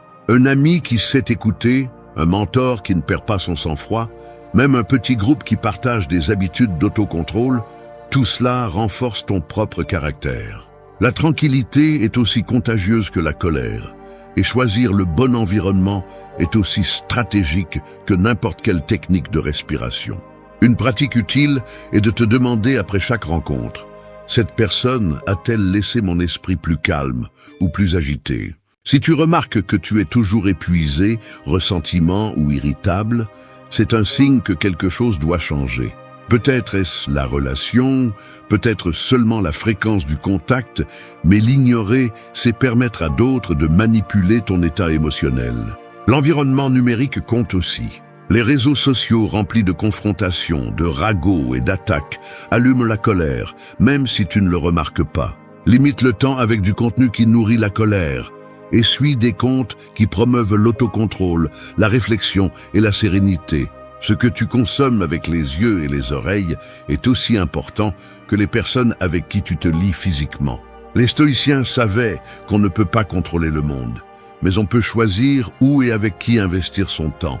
Tu n'as pas besoin d'un grand cercle, juste de personnes qui élèvent ton caractère. La qualité de tes relations détermine la qualité de tes réactions. Si ton environnement respire la tranquillité, il te sera plus facile de rester ferme. S'il respire le conflit, la colère trouvera un raccourci vers toi. 6. Transforme les problèmes en défis. Ce n'est pas le problème qui te retire la paix, c'est la façon dont tu décides de le voir. La plupart des gens sont paralysés face aux obstacles parce qu'ils les interprètent comme des punitions, des injustices ou des signes de défaite. Ainsi, la colère grandit car tu te sens victime de quelque chose qui ne devrait pas arriver. Mais la vérité est que les problèmes sont inévitables. Ce que tu peux changer, c'est le sens que tu leur donnes. Ce que tu appelles un problème peut être l'excuse parfaite pour tomber dans la colère ou l'occasion de montrer ta force intérieure. Ce choix est entièrement le tien. Le stoïcisme enseigne que les faits en eux-mêmes n'ont pas le pouvoir de te nuire. Seule ta perception le fait. Marc Aurèle le disait clairement, l'obstacle à l'action avance l'action. Ce qui se met en travers du chemin devient le chemin. Cette idée n'est pas de la poésie philosophique, c'est un outil pour survivre aux adversités sans perdre le contrôle. Si tu décides de voir chaque obstacle comme un entraînement, tu cesses de réagir avec colère et tu commences à agir avec stratégie. La colère se nourrit du « pourquoi moi » et s'affaiblit avec le « comment puis-je utiliser cela pour grandir ». Changer de perspective transforme l'émotion en énergie dirigée, pas en feu incontrôlé. Pense aux guerriers qui s'entraînent avec des pierres lourdes. Ce qui au début semblait être un fardeau devient l'outil qui le rend plus fort. Il en va de même pour les défis. Ce qui semble maintenant être une punition peut te rendre plus ferme et discipliné si tu le prends comme un exercice pour ton caractère. Une technique pratique consiste à te poser 3 questions chaque fois que tu fais face à une difficulté. Premièrement, puis-je contrôler cette situation? Deuxièmement, quelle action concrète puis-je entreprendre maintenant? Troisièmement, que puis-je apprendre de cela même si je ne peux pas le changer? Répondre honnêtement réduit la frustration et évite de gaspiller de l'énergie sur ce qui ne dépend pas de toi. C'est ce que les stoïciens appelaient la dichotomie du contrôle. C'est la clé pour ne pas tomber dans la colère. Quand tu acceptes ce que tu ne peux pas changer, tu reprends le pouvoir sur toi-même. Quand tu concentres ton énergie sur ce que tu peux influencer, la colère perd sa raison d'être. Une autre ressource puissante est le langage que tu utilises pour décrire ce à quoi tu fais face. Ne dis pas « c'est un problème impossible », dis « c'est un défi qui mettra à l'épreuve ma patience et ma stratégie ». Les mots ne communiquent pas seulement. Ils façonnent la façon dont tu penses et réagis. Si tu étiquettes tout comme un problème, ton esprit se prédispose à la plainte et à la colère. Si tu le nommes défi, ton cerveau cherche des solutions. Le contrôle émotionnel se renforce également avec de petits défis volontaires. Sénèque recommandait de pratiquer l'inconfort de temps en temps, marcher sous la chaleur, dormir sans luxe, faire des pauses pour réfléchir quand tu veux courir. Ces expériences t'apprennent à résister à la frustration et à ne pas abandonner au premier obstacle. Tu peux passer 1 heure furieux à frapper le volant ou utiliser ce temps pour pratiquer la patience, écouter quelque chose d'éducatif ou simplement observer ta respiration. Le fait externe ne change pas, mais ta réponse, si. C'est le pouvoir de transformer le problème en défi. Tu reprends le contrôle sur toi-même. Souviens-toi que ton caractère ne se forme pas dans les jours faciles. Il se forge dans les moments où tu décides de ne pas abandonner ni perdre ton calme face à l'inattendu. Chaque obstacle surmonté avec sérénité est une épreuve réussie pour ton esprit. Chaque réaction de colère est une occasion perdue de démontrer ta force. Transformer les problèmes en défis n'est pas une phrase de motivation vide. C'est une stratégie pratique pour maintenir la paix intérieure tout en avançant. 7. Lâche les attentes des autres. Une bonne partie de ta colère ne vient pas de ce que les autres font, mais de ce que tu attends qu'ils fassent. Tu t'attends à ce qu'ils te comprennent, qu'ils agissent comme tu le ferais, qu'ils respectent tes limites sans que tu aies à le dire, qu'ils réagissent selon ta logique. Et quand ils ne le font pas, tu exploses. Ce n'est pas le monde qui te blesse, c'est le fossé entre ton attente et la réalité. Tant que tu resteras attaché aux exigences invisibles que tu imposes aux autres, tu continueras à leur donner le pouvoir de perturber ta paix. Le stoïcisme avertit que la source de nombreuses frustrations est de prétendre contrôler l'incontrôlable. Épictète l'a résumé clairement. Nous souffrons parce que nous voulons que les choses se passent comme nous le voulons, au lieu de souhaiter qu'elles se produisent comme elles se produisent. Cet enseignement frappe l'ego parce qu'il nous oblige à reconnaître que nous ne pouvons pas programmer le comportement d'autrui ni modeler les circonstances à notre guise. Nous pouvons influencer, mais pas contrôler. Et plus tôt tu l'accepteras, moins la colère aura de place pour grandir. Lorsque tu lâches les attentes des autres, cela ne signifie pas que tu cesses de fixer des limites ou que tu tolères les abus. Cela signifie que tu cesses d'attendre que les gens soient comme tu les imagines. C'est libérer l'esprit d'un poids inutile. Tu arrêtes de penser « il aurait dû m'écouter » ou « il aurait dû respecter mon temps ». Et tu commences à agir à partir de ce qui dépend de toi. Exprimer clairement tes limites. Décider avec qui tu partages ton énergie et comment tu réagis face aux déceptions. Une pratique utile est d'identifier chaque frustration et de te demander « est-ce une attente que j'ai créée ?» Souvent, tu découvriras que personne n'a promis de répondre à cette idée que tu avais en tête. Cet exercice simple réduit la colère parce qu'il te redonne le contrôle sur la cause réelle de ton malaise. Ce n'était pas l'action de l'autre, c'était ton interprétation. Les stoïciens insistaient sur l'entraînement de l'esprit à accepter la nature humaine. Il y aura des personnes qui ne penseront pas comme toi, qui échoueront, qui décevront. Il ne s'agit pas de se résigner, mais de ne pas permettre que leur incohérence détruise ta tranquillité. En lâchant ce que tu attends d'eux, tu ne perds pas l'espoir, tu gagnes la liberté. La liberté de réagir à partir de la sérénité et non de la blessure. Un exemple quotidien. Tu attends qu'un ami te rappelle pour une chose importante et il ne le fait pas. Tu passes la journée contrariée, imaginant des excuses et te sentant ignoré. Est-ce lui qui t'a déçu ou ton attente qu'il devait répondre immédiatement? Si tu avais lâché cette exigence silencieuse, tu n'aurais pas laissé ce détail gâcher ta journée. Lâcher les attentes des autres est un acte de maturité émotionnelle. Celui qui le pratique devient plus difficile à provoquer parce qu'il comprend que les actions des autres reflètent leur caractère, pas le tien. Cela ne protège pas seulement ta paix intérieure, cela renforce aussi tes relations. Tu cesses d'imposer des charges invisibles et tu commences à communiquer clairement. Lâche les attentes des autres et tu verras comment la colère perd l'un de ses plus grands alliés, la déception constante. Accepter que tu ne peux contrôler personne, c'est te libérer d'une bataille que tu n'allais jamais gagner. C'est seulement ainsi que tu pourras consacrer ton énergie à ce qui compte vraiment, ton caractère, ta réaction, ta paix. 8. Souviens-toi que tout est temporaire. Rien de ce qui t'énerve aujourd'hui ne restera le même pour toujours. Ni la personne qui t'a blessé, ni la situation qui te pèse, ni même l'émotion qui brûle en toi. Tout change, tout passe. Le problème est que lorsque nous sommes pris dans la colère, nous croyons que le moment présent est éternel et que la douleur ne finira jamais. Cette illusion alimente le feu. Tu réagis comme si le dégoût allait durer toute ta vie, alors qu'en réalité, il s'agit juste d'un instant de plus dans le flux des jours. Le stoïcisme insiste sur l'impermanence des choses comme un antidote contre les émotions débordantes. Marc Aurèle, dans ses méditations, se rappelait à lui-même que même les royaumes les plus puissants disparaissent, que la gloire et la souffrance d'aujourd'hui s'évanouiront avec le temps. Se rappeler que tout est temporaire t'enlève l'urgence de réagir avec violence. Cela te dit que cela ne vaut pas la peine de ruiner ton caractère pour quelque chose qui sera bientôt juste un souvenir flou. La colère a tendance à grandir parce que tu la traites comme définitive.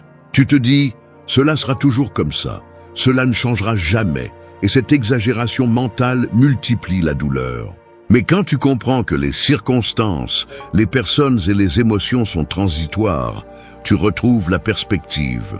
L'insulte qui t'a blessé sera oubliée. L'argument qui semblait immense sera insignifiant dans quelques semaines. Et ta réaction impulsive sera la seule chose qui laissera des cicatrices si tu ne la contrôles pas. Une technique pratique pour te rappeler la temporalité est la pause consciente. Avant de répondre avec colère, respire et dis-toi « ceci aussi passera ». Cela semble être une phrase simple, mais elle crée un espace entre le stimulus et la réaction. Dans cet espace, ton esprit se refroidit et l'intensité de l'émotion diminue. La colère ne supporte pas la perspective du temps. Elle perd de sa force quand tu te rappelles qu'elle est passagère. Il est également utile de réfléchir à la fin de la journée. Demande-toi, est-ce que ce qui m'a dérangé aujourd'hui aura de l'importance dans un mois, dans un an? 9 fois sur 10, la réponse sera non.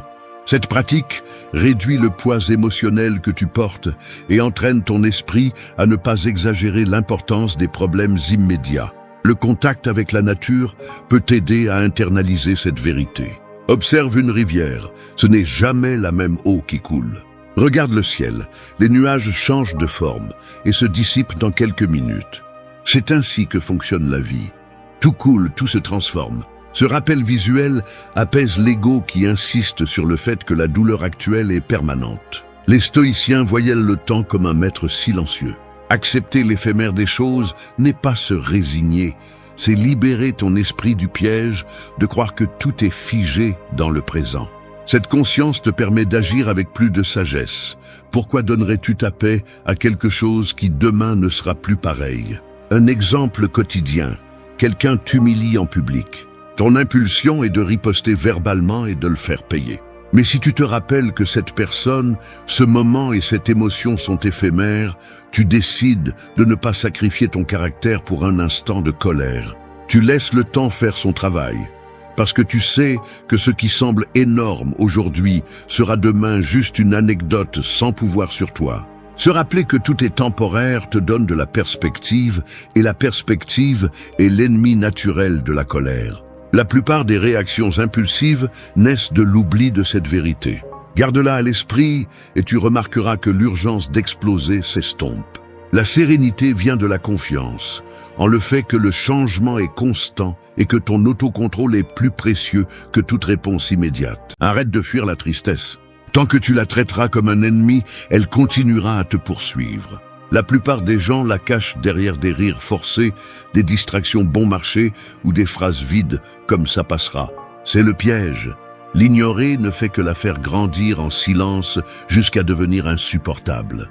La tristesse n'est pas là pour te détruire, mais pour te montrer ce que tu ne veux pas affronter.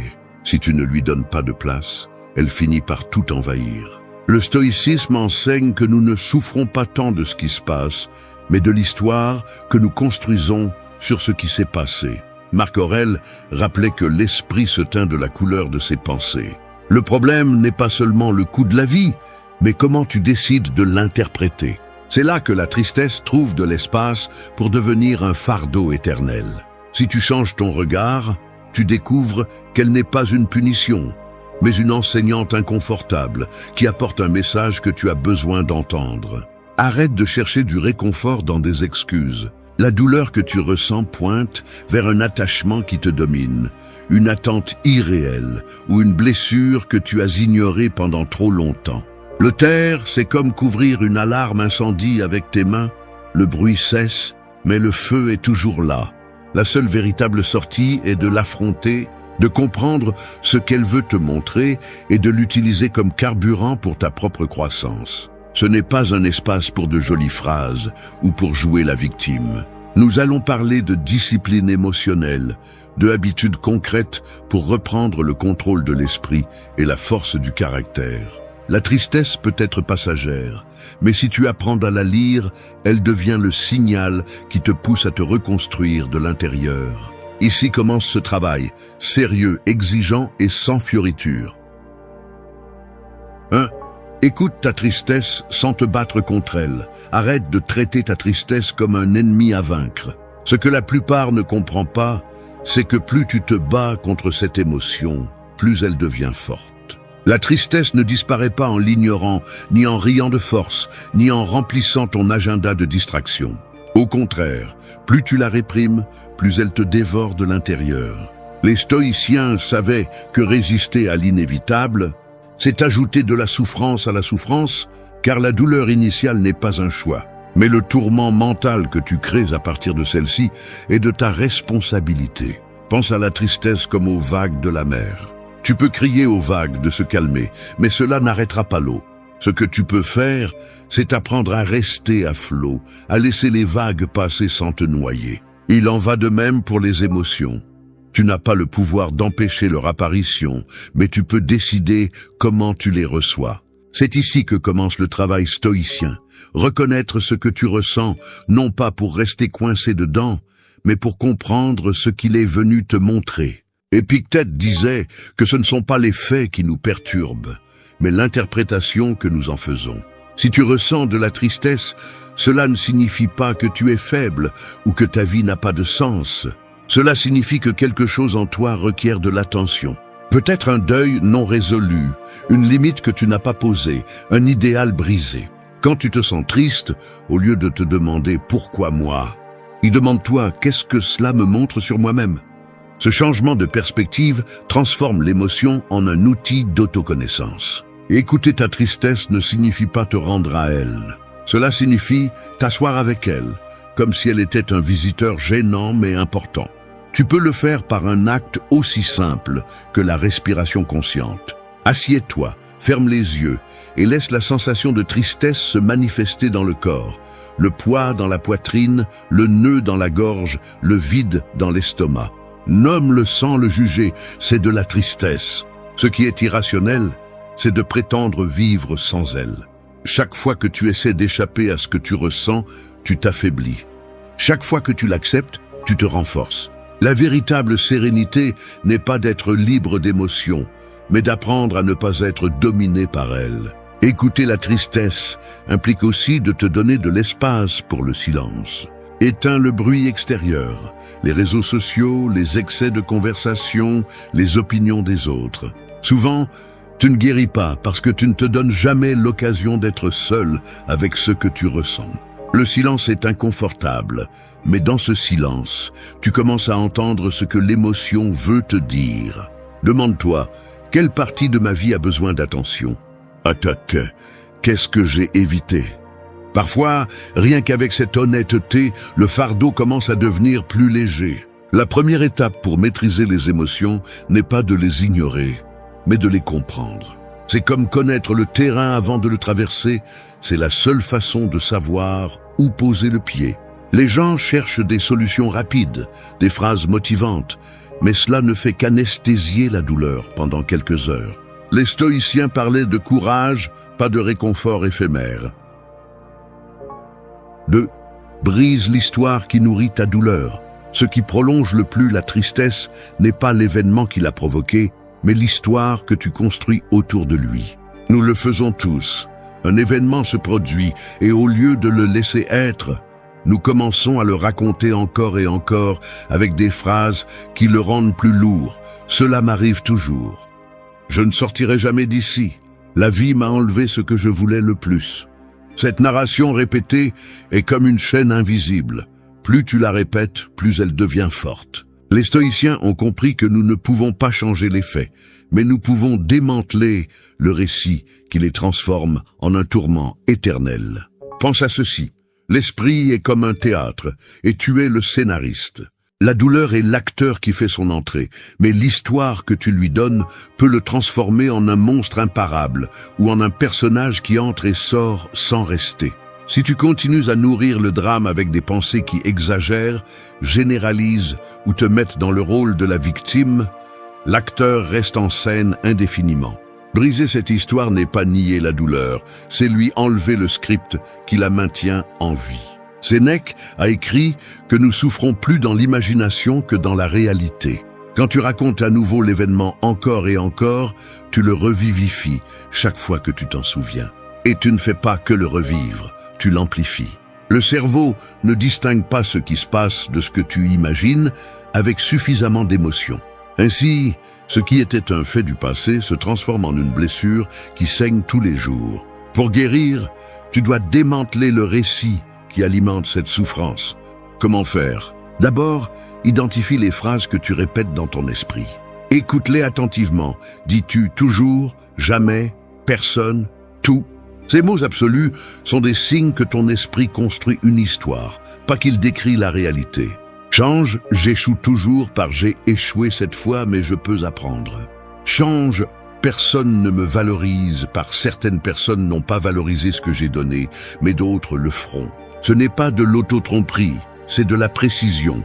Parler avec plus de vérité réduit le poids émotionnel. Deuxièmement, arrête de le raconter à tout le monde. Chaque fois que tu racontes ta douleur à quelqu'un d'autre sans but de réflexion, tu ne fais pas que la maintenir en vie, tu la renforces. Parler peut t'aider à se soulager, mais répéter sans intention est comme arroser les graines de la tristesse. Demande-toi si tu racontes pour chercher de la clarté ou pour rester coincé dans le rôle de la victime. Si c'est la deuxième option, arrête. Troisièmement, réécris la fin. Oui, l'événement s'est produit et tu ne peux pas le changer, mais l'histoire de ce qu'il signifie est entre tes mains. Tu peux décider que c'était une défaite ou que c'était le début d'une transformation. Robin Sharma dit que chaque adversité porte en elle une graine de croissance, mais elle ne fleurit que lorsque tu choisis de la voir ainsi. Tu ne changes pas le passé, mais tu changes le pouvoir qu'il a sur ton présent. Briser l'histoire n'est pas un acte de magie, c'est un travail quotidien. Chaque fois que tu remarques que ton esprit recrée la même scène douloureuse, arrête le scénario et remplace-le par des faits concrets. Qu'est-ce qui s'est réellement passé ? Que puis-je faire aujourd'hui pour avancer ? Ainsi, petit à petit, la douleur se retrouve sans récit pour la nourrir. 3. Lâche prise et vis plus légèrement. La plupart de la souffrance ne vient pas de la perte en soi, mais de la résistance à lâcher prise. Nous nous accrochons aux personnes, aux souvenirs, aux plans qui n'existent plus. Et nous portons tout ce poids comme si c'était à nous de faire en sorte que les choses aient été différentes. L'attachement est une corde invisible qui nous lie à ce qui est déjà parti.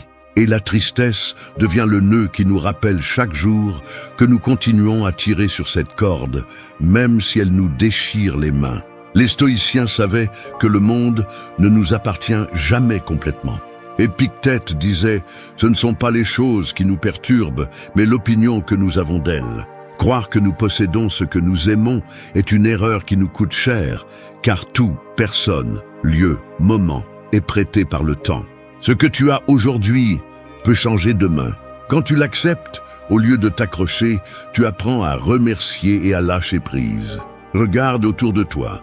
Chaque chose que tu chéris, chaque relation que tu valorises est destinée à se transformer. Le corps vieillit, les gens changent de direction, les jours heureux passent.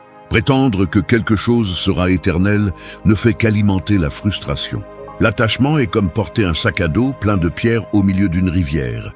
Plus tu serres, moins tu peux avancer, et tu finis par couler. Lâcher prise ne signifie pas cesser d'aimer ou de se soucier.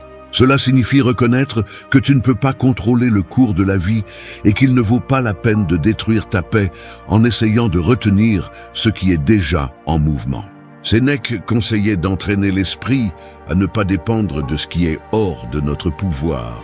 Le véritable contrôle commence là où l'attachement se termine.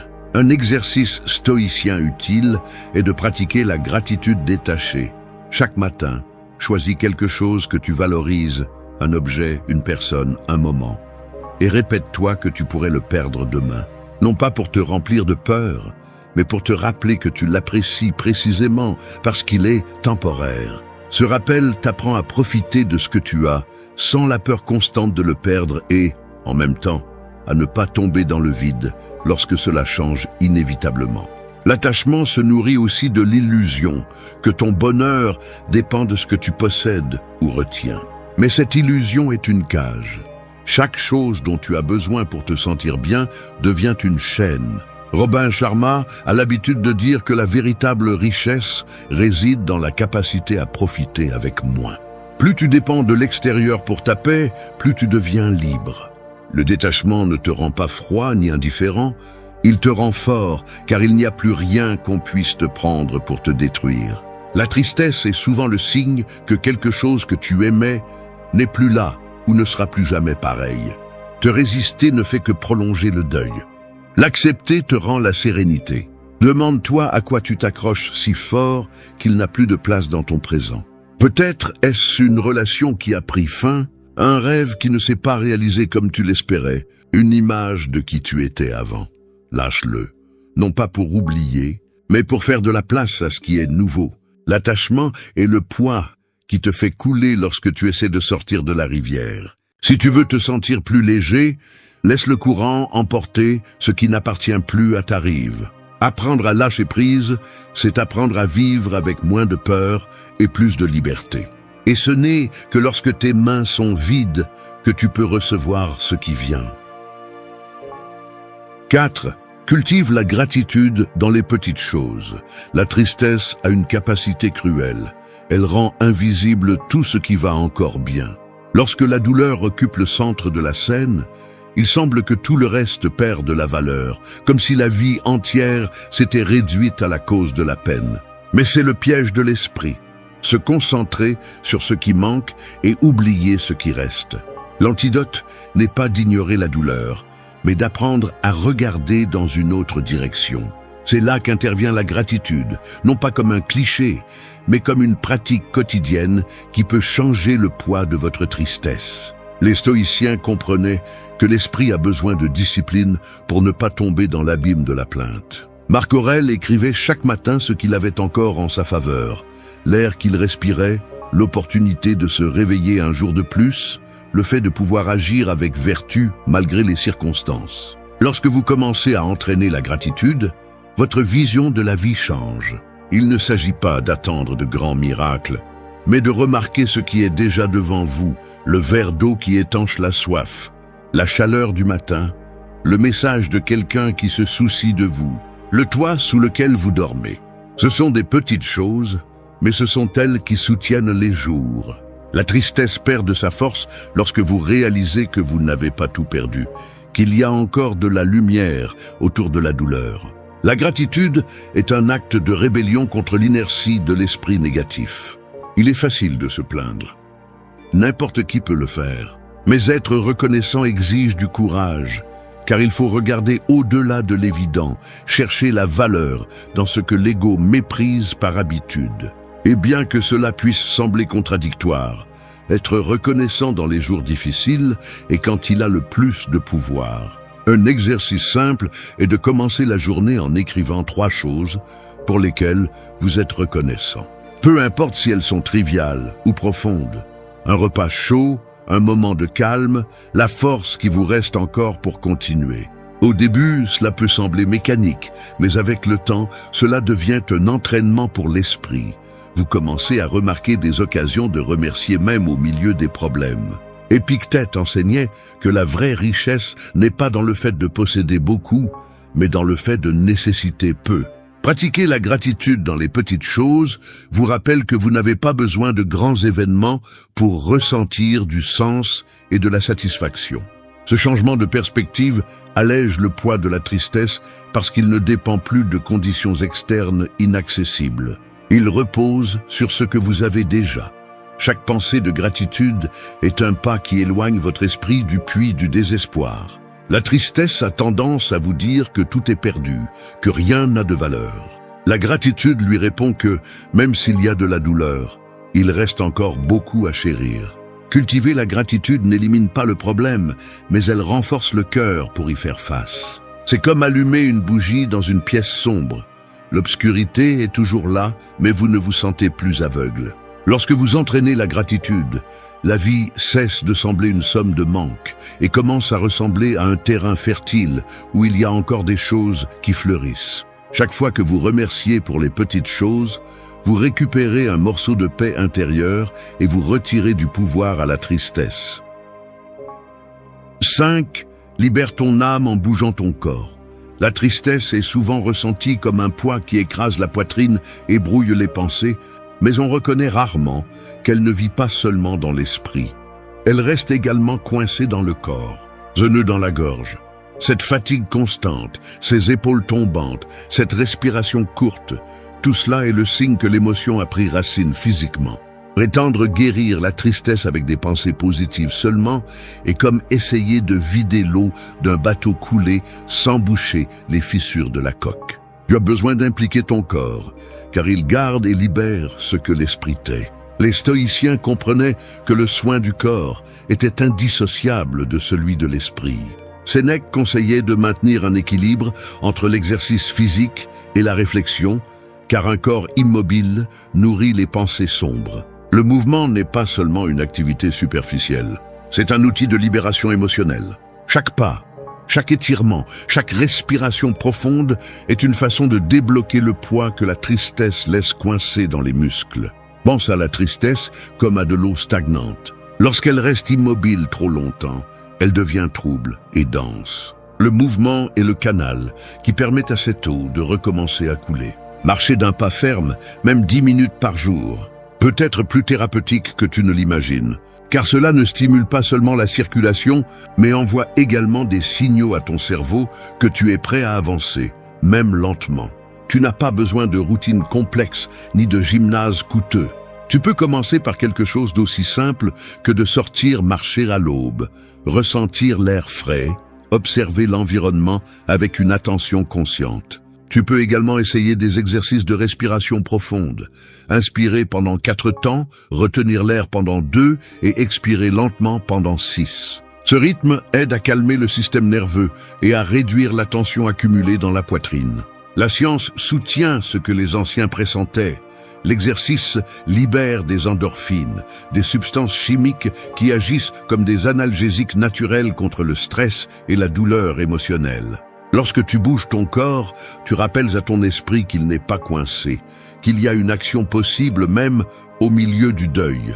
Ce simple changement physique ouvre la voie à la clarté mentale. Robin Sharma parle de la victoire du matin. Consacrer les premières minutes de la journée à l'exercice physique pour réveiller non seulement le corps, mais aussi l'esprit. Il ne s'agit pas de sculpter un corps parfait, mais de préparer l'esprit à mieux résister aux poids émotionnels que les heures apportent. Si ta tristesse t'immobilise, commence par quelque chose de minimal. Marche dans la pièce, étire tes bras, ouvre les fenêtres pour laisser entrer la lumière. Chaque geste physique est un signe que tu décides de ne pas rester coincé. Peu à peu, ce sentiment de stagnation commence à se relâcher. Bouger le corps n'efface pas les causes de la tristesse, mais brise le cycle qui la maintient en vie. C'est un rappel que tu n'es pas complètement à la merci de ton état émotionnel. Tu peux agir, même par petits pas.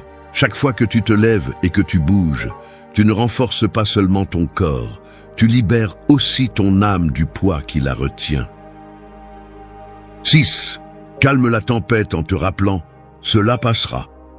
Dans les moments les plus sombres, la tristesse semble éternelle. On a l'impression que rien ne changera, que la douleur sera ton compagnon pour toujours. Mais c'est le grand mensonge des émotions, aucune n'est permanente. Tout ce que tu ressens, même le plus insupportable, est aussi transitoire que les nuages qui assombrissent le ciel aujourd'hui et se dissipent sans laisser de traces demain. Se souvenir de cela n'est pas seulement un réconfort, c'est une stratégie mentale que les stoïciens utilisaient pour supporter le poids de la vie sans se briser. Marc Aurèle se rappelait souvent que la nature de toute chose est le changement. La vie est courant et flux, écrivait-il, se rappelant que tout arrive et tout s'en va, que ce soit la joie ou la douleur. Quand tu penses que ta souffrance ne finira pas, ton esprit tombe dans le désespoir. Mais quand tu te souviens que tout coule, que rien ne reste le même, tu récupères un peu d'air pour continuer à avancer. La phrase « cela passera » semble simple, mais c'est une ancre puissante. C'est un rappel que l'état émotionnel qui te pèse aujourd'hui ne définit pas ton destin ni ton identité. La tristesse est une visite, pas une sentence. Quand tu répètes ces mots, tu n'es pas en train de minimiser la douleur. Tu affirmes que tu ne la laisseras pas gouverner ta vie. Imagine la tristesse comme une tempête sur la mer. Depuis la rive, elle semble infinie. Mais si tu observes avec patience, tu vois que les nuages se déplacent, que le vent change, que la mer retrouve son calme. Tu ne peux pas contrôler le climat, mais tu peux avoir confiance en ce qu'aucune tempête ne dure éternellement. La vie émotionnelle fonctionne de la même manière. Épictète enseignait que nous n'avons pas de pouvoir sur les événements extérieurs, mais bien sur la manière dont nous les affrontons. Savoir que quelque chose passera n'élimine pas la douleur, mais te permet de la résister avec dignité. Cela te rappelle que tu n'as pas besoin de prendre des décisions définitives sous le poids des émotions momentanées. Une pratique utile est d'observer la tristesse comme si elle était une visiteuse temporaire. Au lieu de dire « je suis triste », dis « j'éprouve de la tristesse ». Ce changement de langage t'aide à te séparer de l'émotion. Tu n'es pas la tempête, tu la traverses simplement. La science moderne soutient cette idée. Des études sur la régulation émotionnelle montrent que l'étiquetage des émotions, au lieu de fusionner avec elles, réduit leur intensité. En nommant ce que tu ressens, tu actives la partie rationnelle du cerveau, ce qui diminue le contrôle de l'émotion. Robin Sharma conseille d'avoir à portée de main des phrases de pouvoir pour les jours difficiles. « Cela passera » est l'une des plus efficaces car elle se connecte à une vérité universelle. Le temps transforme tout. Cela aide aussi à t'ancrer dans le présent. Quand l'esprit projette que la douleur durera pour toujours, il se remplit de peur. Mais si tu te concentres sur ce que tu peux faire aujourd'hui, une promenade, un appel, une respiration profonde, tu réduis l'anxiété qui provient de l'imagination d'un futur interminable de tristesse. La douleur d'aujourd'hui ne définit pas qui tu seras demain. Ce que tu décides pendant que tu traverses la tempête, cela le définit. En te répétant « cela passera », tu réaffirmes ta volonté de rester debout, de résister jusqu'à ce que le ciel s'ouvre à nouveau. 7. Écris pour vider ton esprit. La tristesse se nourrit du désordre mental. Les pensées vont et viennent sans contrôle, répétant des scènes du passé, imaginant des futurs désastreux, remettant en question chaque décision que tu as prise. C'est comme avoir un essaim de voix qui parlent en même temps dans ta tête. Prétendre les faire taire par la force ne fait que les faire crier plus fort. C'est là qu'intervient le pouvoir de l'écriture. Mettre en mots ce que tu ressens est comme ouvrir une vanne qui libère la pression. Sénèque conseillait d'examiner la journée chaque soir, d'écrire ce que tu as bien fait, ce que tu as raté et ce que tu pourrais améliorer. Il ne le faisait pas par habitude, mais parce qu'il comprenait que l'acte d'écrire transforme le chaos de l'esprit en quelque chose de visible, quelque chose que tu peux observer à distance. Lorsque les émotions restent dans la pensée, elles semblent infinies et insaisissables. Lorsque tu les mets sur papier, tu vois qu'elles ont des limites, qu'elles n'occupent que quelques lignes. Écrire ne nécessite pas de talent ni de poésie, cela nécessite de l'honnêteté. Prends un cahier et écris exactement ce que tu ressens. Aujourd'hui, je me sens vide, je suis en colère. Ça me fait mal que cette personne soit partie. N'essaye pas de paraître sage ou fort. Plus c'est brut, mieux c'est. Ce que tu ne confesses pas par peur ou honte devient un poids caché. Quand tu l'écris, il commence à se libérer. Une technique utile est l'écriture sans censure.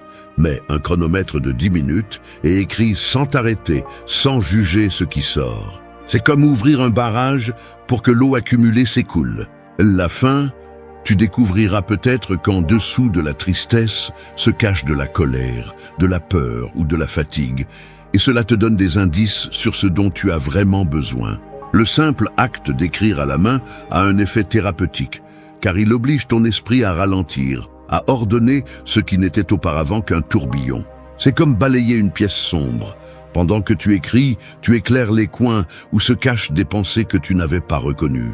Marc Aurèle a rempli ses méditations de réflexion personnelle, dont beaucoup n'étaient jamais destinées à être lues par d'autres. Écrire était sa façon de dialoguer avec son propre esprit, de se rappeler des principes quand le monde extérieur l'accablait.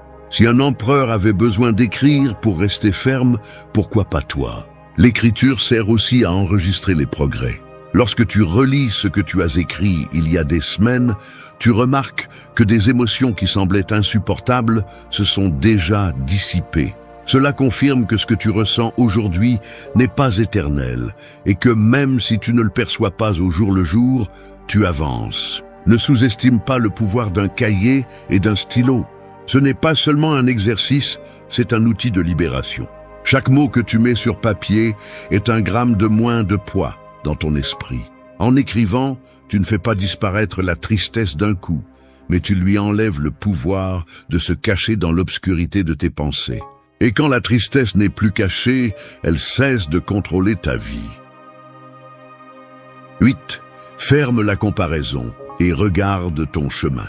La tristesse naît souvent non pas de ce que tu as perdu, mais de regarder trop ce que les autres semblent avoir.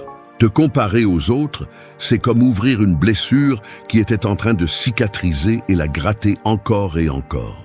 Ce qui rend ce piège encore plus cruel, c'est que tu ne compares presque jamais de manière équitable. Tu prends le pire de ta vie et tu le mets à côté du meilleur que tu vois dans celle des autres. Ainsi, même s'il n'y a pas de raison réelle, tu finis par te sentir insuffisant.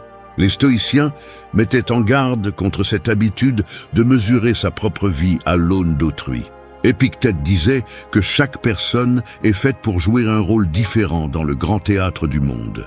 Regarder avec envie ou ressentiment le travail de l'autre n'est pas seulement inutile, c'est aussi injuste envers toi, car cela te distrait de perfectionner le rôle que seul toi peux jouer. La comparaison vole de l'énergie et déforme la perception. Tu vois quelqu'un sourire sur une photo et tu penses que sa vie est parfaite, ignorant que tu ne vois qu'une fraction soigneusement choisie. Tu oublies que les réseaux sociaux sont des vitrines, pas des miroirs de la réalité. C'est comme juger un livre par sa couverture sans avoir lu les pages intérieures. Marc Aurèle conseillait de se concentrer sur ce qui est sous notre contrôle, nos actions, nos décisions, notre caractère. Rien de tout cela ne s'améliore en regardant de côté. Lorsque tu investis ton attention à te comparer, tu abandonnes le terrain que tu peux cultiver, ton propre progrès. Une pratique utile est d'observer chaque fois que la comparaison surgit et de l'arrêter avec une phrase simple: « ce n'est pas mon chemin. Répète ces mots jusqu'à ce qu'ils deviennent automatiques. Non pas pour déprécier l'autre, mais pour te rappeler que ta bataille et ton destin sont différents. Il est également utile de tenir un registre de tes propres progrès, aussi petits soient-ils. Une conversation où tu as été plus patient, un jour où tu t'es levé malgré la fatigue, un objectif atteint en silence. Ces petites victoires sont le véritable point de référence, car te comparer à ton propre hier est la seule mesure qui reflète un progrès réel. La comparaison est un voleur silencieux. Elle vole ta paix, ta gratitude et ton attention.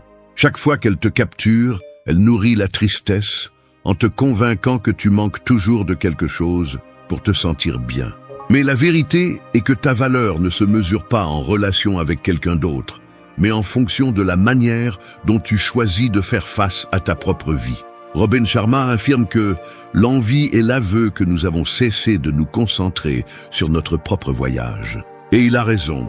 Chaque minute que tu passes à désirer ce que l'autre a est une minute que tu perds à construire ce qui t'appartient vraiment. Ferme la comparaison. Regarde ton chemin. La tristesse perd de sa force lorsque tu cesses de regarder sur les côtés et que tu diriges ton énergie vers ton propre pas. Il n'y a pas de paix dans la course pour être comme les autres.